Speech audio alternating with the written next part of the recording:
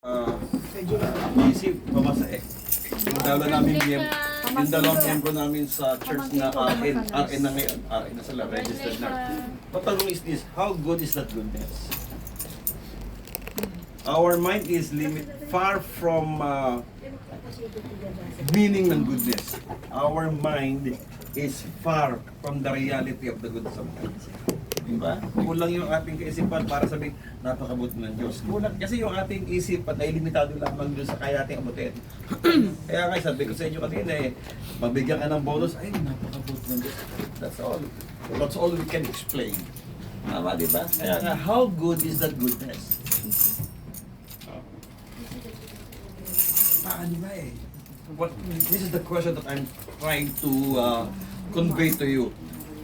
Ganun ba yung good na yun? How good is that goodness? In good and bad times, Kasi, God is with you. maganda yun, di ba? Good things or bad times, God is good all the time. We always saying, lagi tayo sumasagot eh, God is good! Anong sagot natin? And all the time? But how good is that goodness? How good is that goodness? Depende sa atin eh. Nakasalalay yung goodness niyan sa paliwanag natin, depende sa na-experience mo. Ay iba nga din naka-experience ng bonus. Good kaya? Hindi pinalabas ng amo, good kaya? In reality, hindi pinalabas ng amo mo, good kaya yon? Yung amo mo, masungit, ini-expect mo yung amo mo, good kaya yon? We are expecting, di ba? So, Na-terminate ka, good ba yan? the meaning goodness of God is based upon on our our experience. But the reality is this: how good is that goodness? We always sing this song. All my life you have been faithful. The goodness of God. How good is that goodness? Di ba? Gusto niyo mga unawaan kung how good is that goodness? Amen. Basahin natin Luke chapter 2. Luke chapter 2. Ito yung goodness ng Diyos. We can see and we will experience that goodness. Why? Sabi ng Luke chapter 2. I will read from verse 1 up to verse 14. No? In those days, Caesar Augustus issued a decree that a census should be taken of the entire Roman world. This was the first census that took place while Quirinus was governor of Syria, and everyone went to their own town to register. So Joseph also went up from the town of Nazareth in Galilee to Judea, to Bethlehem, the town of David, because he belongs to the house of and the line of David. He went there to register with Mary, who was pledged, to be married to him and was expecting a child. While they were there, the time came from the baby to be born. That's the goodness of God. Nakita niyo po yung goodness of God? Yes. A baby will be born. Yes. Dati, ini-expect lang nila yan sa Isaiah chapter 6. Isaiah chapter 6, ini-expect lang nila, Isaiah chapter 9, ini-expect lang nila yan. Isaiah 9:6, sabi ron, a child will be born, and the government shall rest upon his shoulder, and he will be called Wonderful Counselor, Mighty God, the Everlasting Father. Ini-expect lang nila, pero ang tagal na yun. Yung hulang yun ay napakatagal bago magkaroon ng reality. But they're expecting for the goodness of God. But they were all disappointed. Why? Hindi goodness yung dumating sa kanila. Imagine, kung ikaw po isang Israelita, tapos yung mga propesiyang lumilitaw sa Old Testament, ang sinasabi, lahat ay mabubuti tungkol sa Messiah.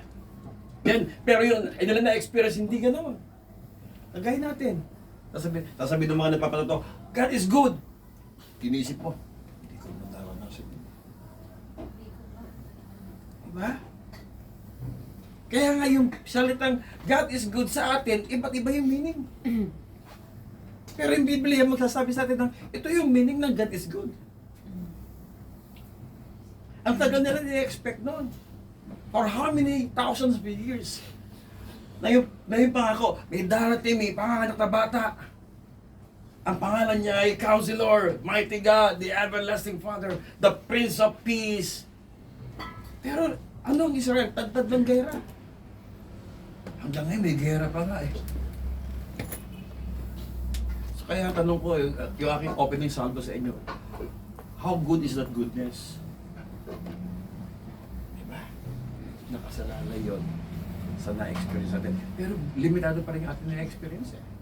Kaya nga sabi ko sa inyo, iba yung experience mo, sasabihin mo, sa experience mo, binigyan ka ng 2,000 ng amo mo, God is good. Sa kanya, binigyan ng 2,000, baka isipin niya, hindi pa rin good. Hindi pa rin good. Bakit? Kulang pa sa pangailangan ng pamilya ko eh. I'm grateful. Nabawasan. The point of the matter is this. Nabawasan yung bonus. The goodness that we are experiencing is based only on what we are experiencing. The meaning of goodness na ating ibinapahiyan ay nakabatay lamang sa ating nararanasan. Ay paano kung wala kang karanasan ng kagaya niya? Still, God is good. Ngayon, ito, let's have a common denominator. Pare-pares tayo magsasabi, totoo nga, God is good. Why? Sabi diyan, expecting a child, while they were there, the time came for the baby to be born, and she gave birth to her firstborn, a son. She wrapped him in cloth and placed him in a manger, because there was a guest room no guest room available for them, and there were shepherds living out in the field nearby, keeping watch over their flock at night. An angel of the Lord appeared to them, and the glory of the Lord shone around them, and they were terrified. But the angel said to them, "Do not be afraid." Ito yung good news. Ito yung good. Ito yung goodness of God. Bakit? How many years silang nag-expect ng goodness? But they failed. Every time they expect, they fail. But this time, ito na yung goodness of God. Bakit? Pinanak na eh. Amen. Sabi, do not be afraid. Bakit? This is the first time they heard. Do not be afraid. Why? Every night sila natatakot. Why? They were under siege by the Roman Empire. Gabi-gabi, tayo nga, di ba? Nung magulo, pag magulo ang isang lugar, hindi ka makatulog. Ikaw nga, hindi nga magulo sa Hong Kong, hindi ka makatulog minsan eh. Iniisip mo, ano yung aking amo, magkaya mo kasi yun. Pag-isip mo, kaya agad si amo. Minsan, hindi tayo makatulog. Bakit? Makagalit si amo pag-isip niya. Nasira ko yung washing machine. Alam na alam ah. Parang may experience ka tayo. Ganito lang yung sa akin eh. Natamaan ka. Diba? Nakakatulog ka ba? Minsan kaya, makakaris mo na balik sa Philippines. Ito balik sa Philippines sa pamilya mo. I mean, meaning of God is good kaya talaga? Is God really working in us? Pero this time, yung mga shepherd boy, narinig nila, sabi sa angel, ng angel, do not be afraid. This is the first time that they heard, do not be afraid. Amen. Hallelujah. Sa haba ng kanilang pagiging pastol, walang gabing di sila natatakot. Because of anytime, pwede silang patayin naman. Alam niyo po ba sa Israel at ang Roman Empire? Napaka-brutal po ng mga Roman noon. Because ang tingin nila sa Israel ay slaves. Alam niyo po ba ang ginagawa sa mga slaves noon? Kahit sila, pwede silang patayin na walang dahilan. So, every day, every minute, every second, takot sila. Why? Anytime, pwede silang patayin. Na wala kang ginagawa, pwede kang patayin. But the night that this baby was born, ang sabi ng angel, do not be afraid. The first time they heard these words, do not be afraid. The same words. If you have Christ in your heart, the same word. Amen. Glory to Be God. afraid. Be afraid. Not only that, sabi dito, God, I am. I bring you good news. May candy kayo. The birth of Christ pacify yung fear. Pinasify niya yung fear ng tao. The first Christmas, the birth of Christ pacifies the fear of the people. Ano sabi ng angel? Don't be afraid. The second the first Christmas they have heard the good news. Puro narinig nila bad news eh. Sasakopin na ito, sasakopin na ganyan, puro ganun. But the first night they have experienced this, the first Christmas, sabi rin ng angel, I bring you a good news. Do not be afraid. Mhm. I bring you a good news. Amen. Ano pag sabi rito? That will cause great joy for all people. Do not be Do not be afraid. afraid. I will bring I bring you a good news. Good news To pala yung bring kapanganakan joy. ni Jesus. Yung palang kapanganakan niya ay nagpumapawi ng fear, ng takot. Ikalawa, yung kapanganakan ni Yesu Cristo ay nagdudulot ng mabuting balita. Pangatlo, yung kapanganakan ni Cristo ay nagdudulot ng Joy. dakilang kagalakan. great joy. Grabe, no? Iba kasi yung Sulat happiness natin. sa joy. Amen. Yes. Kapag, kagaya kanina, masaya tayo, nagpuntahan tayo. It is happiness. Pero yung iba po yung joy sa happiness. Yes. Ang sinabi rito, hindi sinabing great happiness. Happiness is momentary lang yan, konti lang yan. Always Ito, based ito, on ito lang, happiness. yung kasing happiness ay nakasalalay sa event. Happiness. After nung event, wala nang happiness eh. Mamaya lang, pag may na-receive tayo ng blessing o kaya ay tinatawag na award, masaya tayo. But after that, after nung mamaya hapon, sasabihin nyo, ito lagi yung sinasabi, after nung mga day off, back to reality. Temporary lang kasi. We Yeah. always heard that. We always Yeah. say this. Mhm. Lalo, di bakasyon mo sa normal. Pilipinas, pag-alis mo sa pagbalik mo sa Hong Kong, sasabihin mo sa kasama mo, back to reality. And that's true. Diba? Mhm. Tanong eh, yung happiness natin pag-uwi, momentary, ano lang yan, hindi siya permanent, temporal. Temporary. The same thing yung, ito mamayang hapon, pag bukas, wala pa kayong pasok, sa 27, nasabihin mo, back to reality na lang tayo. So, ibig sabihin, yung happiness, temporal. Yeah. Pero yung joy, hindi. Hindi, forever. Yeah. Ang joy pala, ay nasa iyong puso. Amen. Kung hayaan mo yung joy, kung hayaan mong takot, lamunin ka ng fear at makain yung joy nasa sa iyo. Amen. Pero sabi diyan, it is a great joy for all people. Mhm. The birth of Christ is the joy. So, ibig sabihin, ang kagalakan pala, hindi material. Ang kagalakan Amen. pala, yung kapanganakan ni Yesu Cristo. Amen. Diba? Pero ang ating, yung nararamdaman, hindi kagalakan yan. Nakapalikot ka ng regalo sa amo mo, nakapalikot ka ng regalo sa iyong kaibigan. Happiness lang yan. Mhm. Pag nasira na yung gadget, masaya ka pa ba? Hindi ka na masaya. Amen. Pag nagastos mo na yung pera, masaya ka pa ba? Hindi ka na masaya. Wala ka nang ulit pera. Sasabihin mo, sa katapos ulit. Kaya ba't muna yung reality? After nung 30 days work, tiyod ulit. Masaya na naman tayo. And after kinabukasan, dumaalas Looking sa forward. mga palad, nakagano'n ka na naman para sinini Aquino. Pero Duterte yung yan. joy, hindi ganun. Forever. Joy will be permanent if you will. Amen. Joy will be permanent if you will. Nakabatay po sa atin yan. Okay? So, sabi rito, ano? Today, in the town of David, a Savior has been born. The birth of Christ is the birth of the Savior. Fear was diminished because ayaw ko masabay na nawala eh. Kundi yung fear, na-diminish na siya, humina na siya. Bakit? For the rest of their lives, ang mga Israelita, lagi silang humaharap sa katakot-takot na kaguluhan. Alam niyo po ba ang bansang simulat sa pula ibigera? Sila yun. Ang Israel. Hindi yung mga ibang bansa. Hindi China, hindi Amerika, hindi Russia ang bansang puro gera. Ang bansang sanay sa gera, Israel. Hindi Old Testament time pa. Lumalaban na sila. Kay Goliath, mga Amalekites, mga Jebusites, iba't ibang uri ng mga lahi kinakalaban nila. Gustong agawin ng iba't ibang lahi ang lupa nila.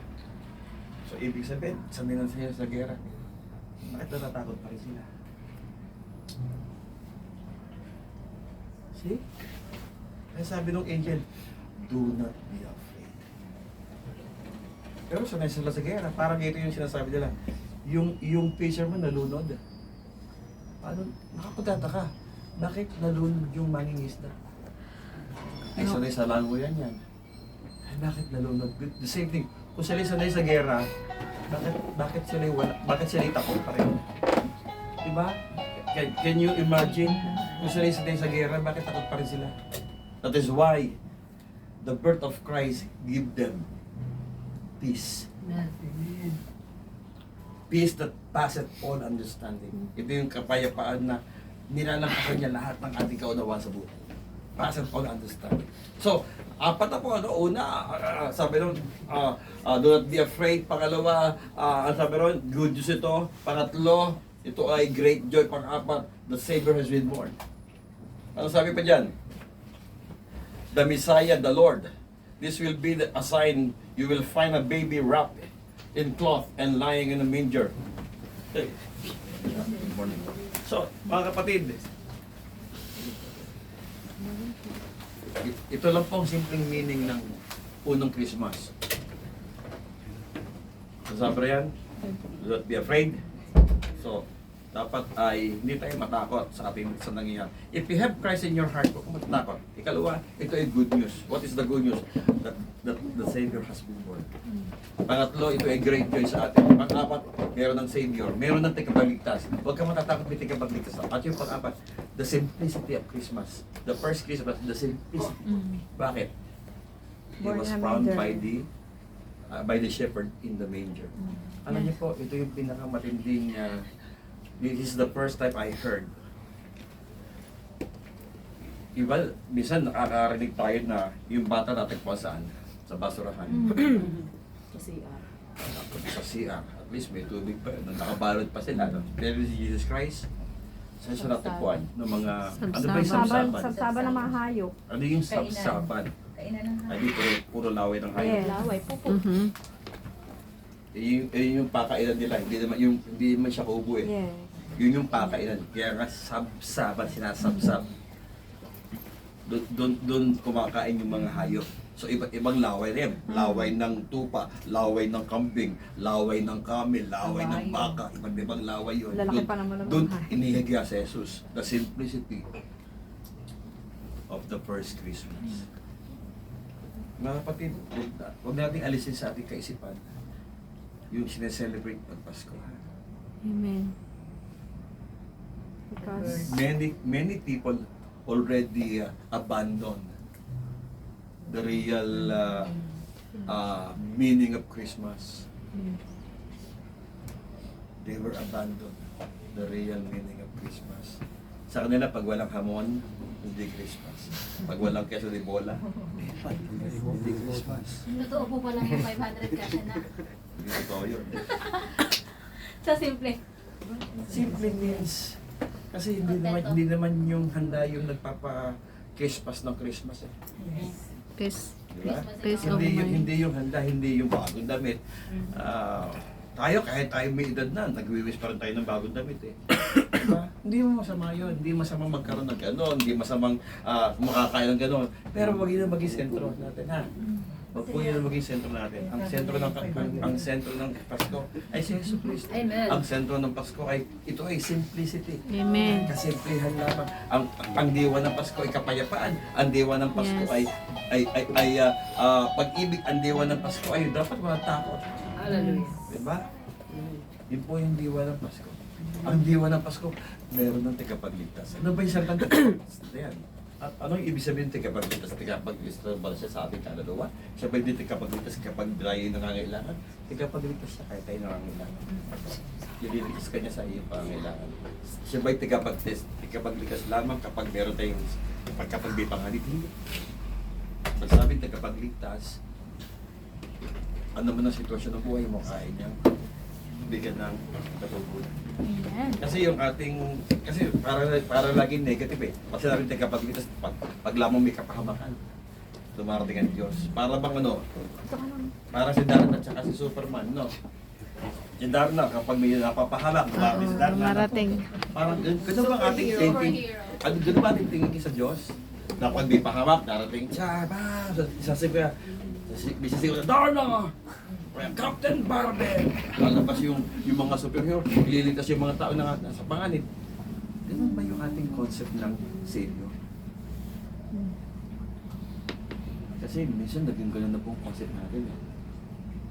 Pag wala kang pera, bahala si Lord. Parang ganun lagi no? Bahala na si Batman. Bahala si Lord pag wala kang pera. Pag Si sabi, Batman. di ako palalabas sa amo ko, Ganun din, bahala si si Lord. Batman. Parang ganun lagi ang ating, hindi ba siya? Hindi ganun ang concept natin. Na, Lord, pinagpala ako, salamat po, ikaw yung Savior ko.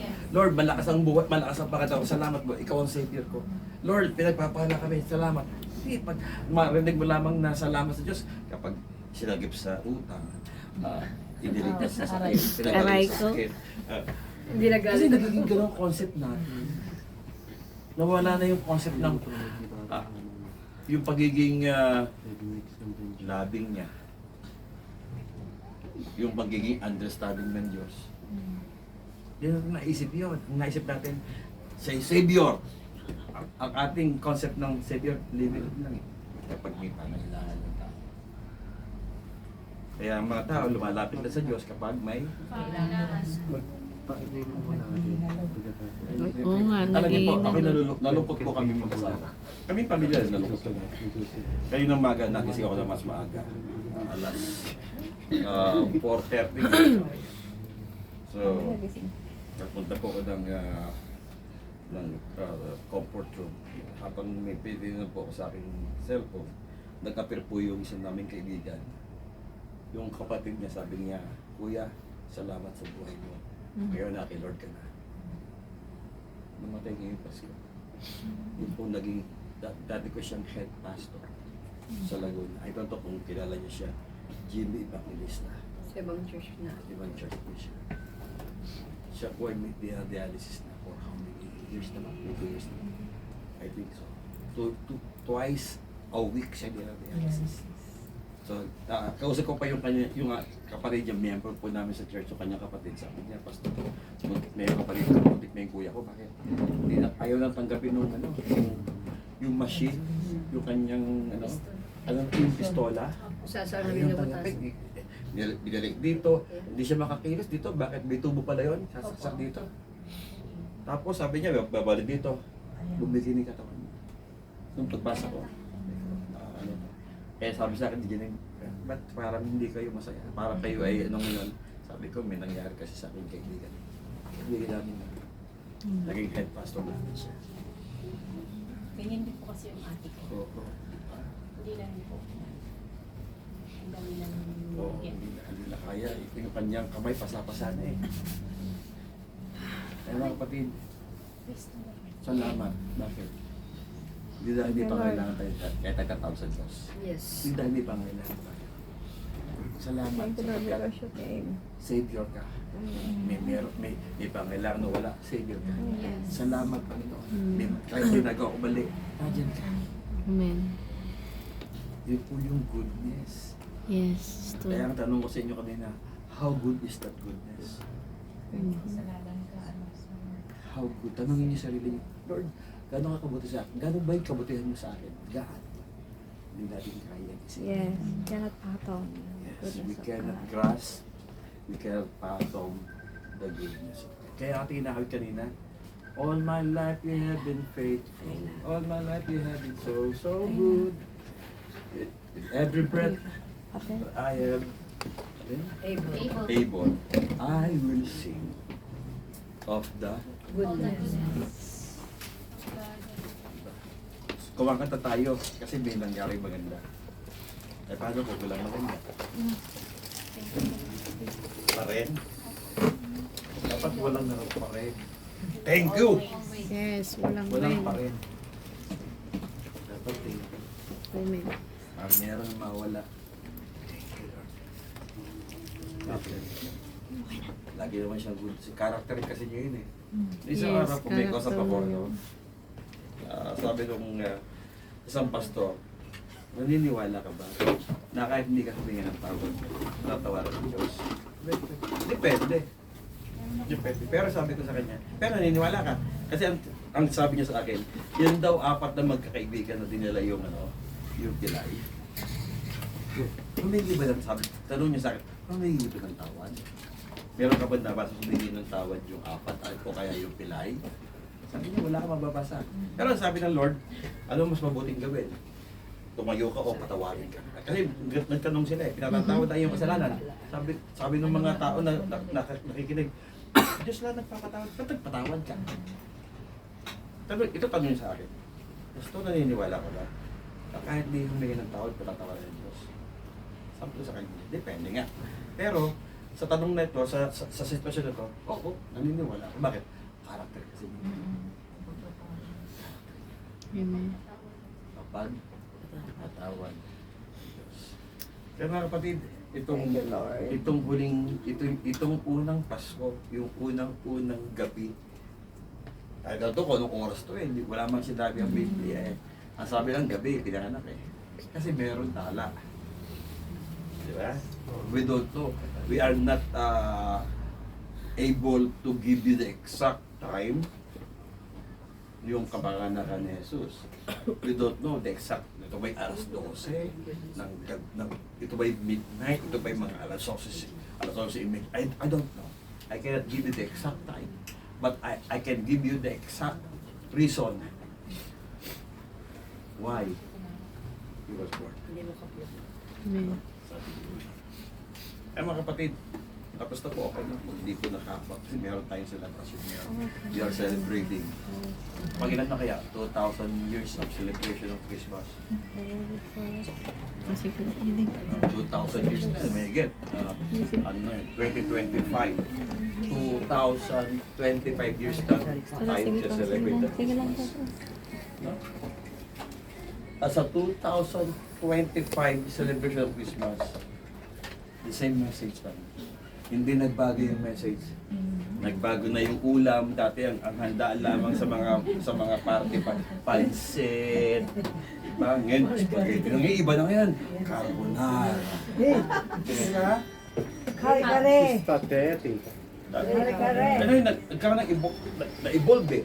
Dati, anong handa sa mga Paskuhan? Puto bumbong. Puto bumbong. Ano Biko. pa? Biko. Sa amin po, Star Oh, Margarita. yun, Star Margarita. Sa amin, kape lang. Pero di siya nabangan. Kami kape lang. Parang di effective yun ah. Masaya na rin ba? Ano ibig ko sabihin?